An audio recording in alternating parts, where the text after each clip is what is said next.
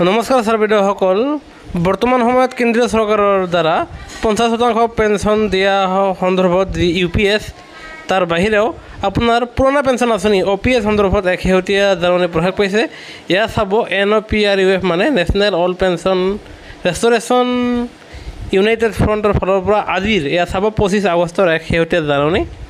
আৰু এই জাননীখন পঠোৱা হৈছে এয়া চাব আপোনাৰ সন্মানীয় প্ৰধানমন্ত্ৰী শ্ৰী নৰেন্দ্ৰ মোদী ডাঙৰীয়ালৈ এয়া পঠোৱা হৈছে।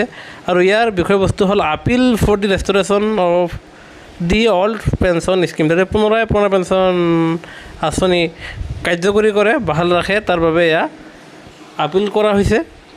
আৰু যাৰ ফলত এয়া চাব ছাৰ বাইদেউসকল, আপোনালোকে দেখি আছে যে যিহেতু আপোনাৰ NPSৰ অধীনত চৰকাৰী কৰ্মচাৰীসকলে তেওঁলোকে অনিশ্চিত পেঞ্চন ব্যৱস্থা আৰু সেই টকাটো যিহেতু শ্বেয়াৰ মাৰ্কেটৰ লগত বিনিয়োগ কৰা হয়, তেনেস্থলত কৰ্মচাৰীসকলে যে আপোনাৰ 500ৰ পৰা 2-3 হাজাৰ টকা পেঞ্চন পাবলৈ সক্ষম হয়, তেনেস্থলত তেওঁলোকে OPS পুৰণা পেঞ্চন পুনৰাই দাবী কৰাৰ কাৰণে চৰকাৰক বাৰম্বাৰ দাবী জনাই আহিছে। ইতিমধ্যে চৰকাৰে যোৱাকালি UPSৰ অধীনত যি পেঞ্চন দিম বুলি কৈছে, তাত আপোনাৰ পে কমিশ্যনৰ লাভালাভ আনহাতে জমা হোৱা টকা পৰিমাণ যি পাব সেয়া সঠিককৈ উল্লেখ নাই।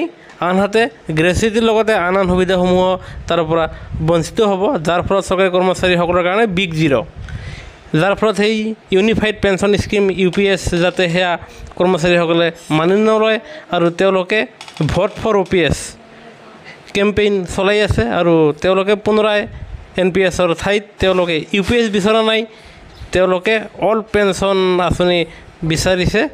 আৰু যাৰ ফলত আপোনাৰ এয়া নেশ্যনেল অল্ড পেঞ্চন ৰেষ্টৰেশ্যন ইউনাইটেড ফ্ৰণ্টৰ ফালৰ পৰা আপোনাৰ প্ৰধানমন্ত্ৰী ডাঙৰীয়ালৈ আজি এক বিশেষ শেহতীয়া পত্ৰ প্ৰদান কৰি পুনৰাই OPS প্ৰদানেৰে কৰ্মচাৰী আৰু পেঞ্চনাৰসকলক ন্যায় কৰিব বুলি ইয়াৰে জনাইছে। সেয়েহে কৰ্মচাৰী আৰু পেঞ্চনাৰৰ প্ৰতিটো শেহতীয়া খবৰৰ বাবে আমাৰ চেনেলটো নিশ্চয় ছাবস্ক্ৰাইব কৰিবলৈ নাপাহৰিব। ভিডিঅ'টো চোৱাৰ বাবে ধন্যবাদ। জয় অসম।